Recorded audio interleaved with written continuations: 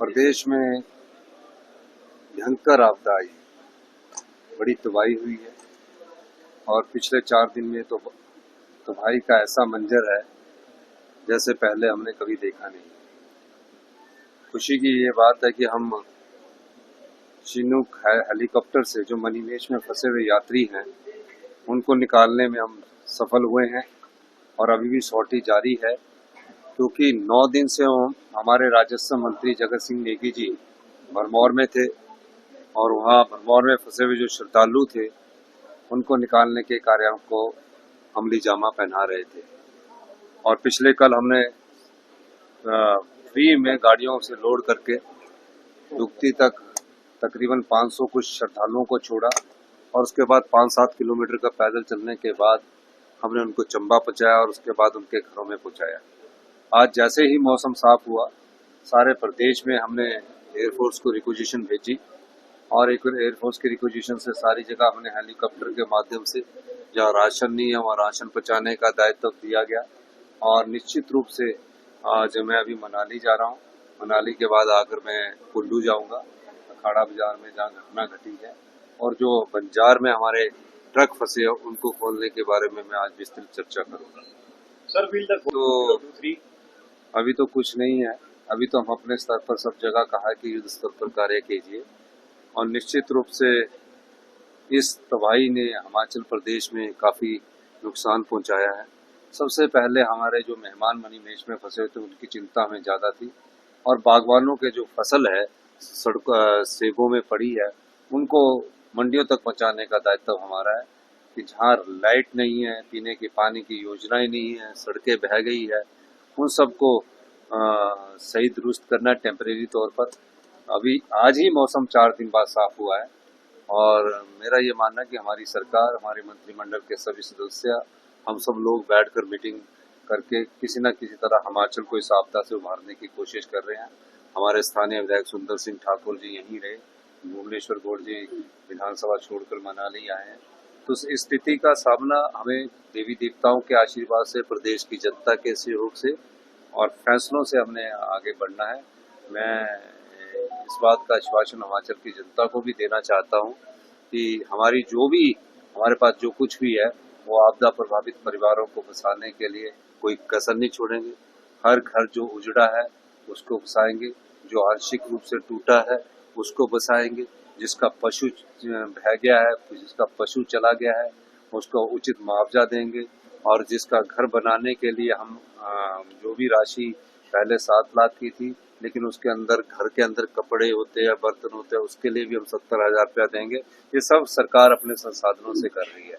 और जो नुकसान सड़कों का हुआ है, पीने के पानी की योजनाओं का हुआ है, और जिस प्रकार अभी पंचायत की सड़कें भी बहुत नुकसान हुआ है, उन सबको खुलाने का दायित्व भी हिमाचल प्रदेश की सरकार का है। मैं भारत सरकार से भी अनुरोध करूंगा कि हमें स्पेशल रिलीफ पैकेज तुरंत प्रभाव से दे और हम अपने संसाधनों में कटौती कर मैंने विधानसभा में भी कहा है, कटौती करके जो भी है अभी किसान बागवान की जो फसल बगीचों में पड़ी है उसको निकालने की हम कोशिश कर रहे हैं। सर पहले तो ये पता करना चाहिए कि 2023 का डिजास्टर का कितना रिलीफ दिया है, कितना पीडीएन ने आया है, पहले तो ये पता करना चाहिए। और लीडर ऑपोजिशन को क्या करना है, उन्होंने तो शब्दों के वाणी छोड़ने हैं, करना कुछ नहीं है।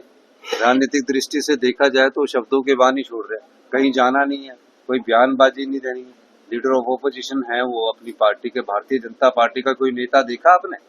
वो सिर्फ सोशल मीडिया पर जरूर एक्टिव है, कार्टून बनाने हैं तो उनका आईटी सेल सोशल मीडिया पर जरूर एक्टिव है, और लीडर ऑफ ऑपोजिशन पूरे सोशल मीडिया पर एक्टिव है, कोई कुछ नहीं करते। क्या दिया है अभी तक केंद्र सरकार ने? ये दायित्व नहीं बनता उनका? संकट की घड़ी में अगर आप हमारे साथ नहीं खड़े हो रहे हो और फिर बड़ी बड़ी बातें करेंगे, बड़ी बड़ी विधानसभा में बड़ी बड़ी बातें करके लोगों का ध्यान भटकाएंगे। यहाँ तो उन परिवारों को जरूरत है जो आपदा में जिनके घर बह गए हैं, जिनके घरों को नुकसान पहुंचा है, वो राहत हम अपनी तरफ से दे रहे हैं। और तकरीबन हमने अभी वर्ल्ड बैंक से 3,000 करोड़ का आपदा से निपटने के लिए एक प्रोजेक्ट भी बनाया है, उसकी हमको स्वीकृति मिलेगी। मैं और ये भी मानता हूँ कि भारतीय जनता पार्टी यहाँ अपनी राजनीतिक रोटियां सेक रही है, 5 गुटों में बटी हुई है। कोई देखा आपने लीडर? अब मनाली की बात ले लो तो आपने वो जो उनके गोविंद राम जी देखे, यहाँ सुंदर ठाकुर जी की कुल्लू में देख लो तो यहाँ कोई लीडर देखा बीजेपी का? सिर्फ इन पर टीका टिप्पणी करनी है सोशल मीडिया से, उनका जो सोशल मीडिया सेल है उसमें तो वो बहुत अच्छा काम करते दिखा रहे हैं, लेकिन जब धन आएगा तभी आगे जाएंगे। हमारा काम सोशल मीडिया में ना रहकर हमारा काम जनता के दर्द को बांटना है, उनके दुख में शामिल होना है, और जिस बागवान का सेब बगीचे में पड़ा है, जिस बागवान की फसल फल बगीचे में पड़े हैं, उनको सबसे पहले मंडियों तक पहुंचाना है। और जो सड़कें नहीं खुली है, पंचायत की सड़कें नहीं, उनको सड़कों को खोलना है। बिजली की रोशनी जहां चली गई है, कई जगह 3-3 दिन हो गए हैं बारिश के बाद, हमने कहा है कि तुरंत प्रभाव से उसको देखो, क्योंकि चौपाल हमारा एक क्षेत्र है, उसमें भी काफी अंधेरा है। मैंने कल रात ही वहां बैठक ली कि 66 kV का इसको तुरंत प्रभाव से शुरू किया जाए। तो ये काम हमारा है और हम अपने दायित्व का निर्वाह भी करना जानते हैं, कर्तव्य का निर्वाह भी करना जानते हैं। भारतीय जनता पार्टी की मीडिया में आकर सिर्फ बयानबाजी नहीं करना चाहते। मैं चाहूंगा कि भारतीय जनता पार्टी के जितने भी नेता हैं, हम तो चाहते हैं कि माननीय नड्डा जी के नेतृत्व में जाएं, जो आपदा प्रभावित लोगों की जगह चली गई है और लोग वहां बचना नहीं चाहते। हमें कम से कम केंद्र सरकार के वन अधिनियम के तहत उन आपदा प्रभावित परिवारों के लिए 1 बीघा जगह देने के लिए कानून में तो संशोधन करें। हम जगह देने के लिए तैयार है और जगह देने के बाद मैं उन लोगों के घर बसाने के लिए पैसा देने के लिए तैयार हूँ, क्योंकि हिमाचल प्रदेश की 68% भूमि वन भूमि है और 32% पर 72-75 लाख की जनसंख्या रहती है। तो वो केंद्र का कानून है, उसी में हमको राहत दिला दे। और जो स्पेशल रिलीफ पैकेज देना, 4-7 MP है उनके यहाँ से, 7 MP चुनकर गए और 7 MP चुनकर गए हैं हम उनके राष्ट्रीय अध्यक्ष से।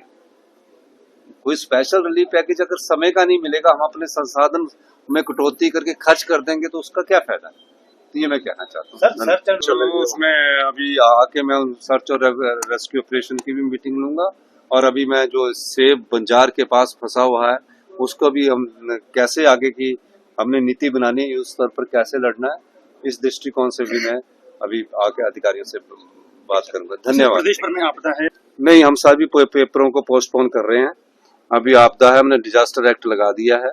जिनका डॉक्यूमेंट वेरिफिकेशन होनी थी उनको भी हमने पोस्टपोन कर दिया और पुलिस की भी भर्ती की डॉक्यूमेंट वेरिफिकेशन है। जैसे ही आपदा खत्म होगी उनकी डॉक्यूमेंट वेरिफिकेशन कर देंगे। मैं पुलिस के कर्मचारियों का, अधिकारियों का, होमगार्ड का, NDRF का, SDRF का सबका धन्यवाद करना चाहता हूँ कि जिस प्रकार का कार्य हमारे राजस्व मंत्री ने वहां रहकर 9 दिन में किया। कोई मंत्री रहता है, आप बताइए? इस सरकार की संवेदनशीलता की जगत सिंह नेगी जी 9 दिन रहे हैं। मंत्री पैदल चलकर चंबा से भरमौर पहुंचे हैं और सभी यात्री जो आए हैं उनको हमने फ्री हेलीकॉप्टर की सुविधा दी है, खाने की सुविधा दी है, उनको घर छोड़ने की सुविधा दी है। इससे ज्यादा हिमाचल प्रदेश की सरकार और क्या कर सकती है? अभी जो सेना का हेलीकॉप्टर है इसके हमको पैसे देने राज्य सरकार को, हमने रिक्विजिशंस भेज दी होती है। इसको कोई सेना को हमको बिल देती है और हम उसको पैसा देते हैं। हमने बोला चिनूक हेलीकॉप्टर लाए जहां से मनीमेश यात्रियों को 35 और 40 के जत्थे में अभी भी उतारा जा रहा है। तो ये सारे हमारी सरकार की संवेदनशीलता है। तो इस दृष्टिकोण से हम लोग कार्य कर रहे हैं और मेरा ये मानना है कि जल्दी ही हम मनीमेश के यात्री आज शाम तक सारे जो श्रद्धालु पूरे हिंदुस्तान से उनको घर पहुंचा देंगे और उसके और साथ ही साथ सड़कों को खोलने का कार्य शीघ्र करेंगे। Thank you.